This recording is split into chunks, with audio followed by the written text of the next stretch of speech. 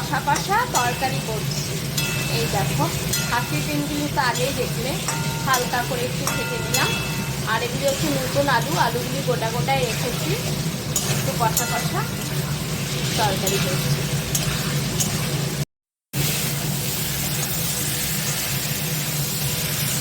হাঁসের ডিম আর নতুন আলু দিয়ে কষা কষা তরকারি করছি।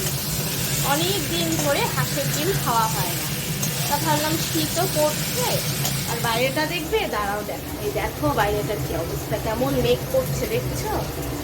লাইট জ্বালিয়ে নিলাম আমি, ওই যে লাইট জ্বলছে সব, দেখছো।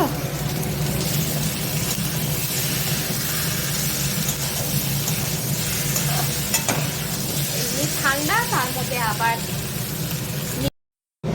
দেখো কেমন হয়েছে হাঁসের ডিমের কারিটা। নতুন আলু দিয়ে হাঁসের ডিমের কারি করলাম, কেমন হয়েছে দেখে কিন্তু বলবে কেমন।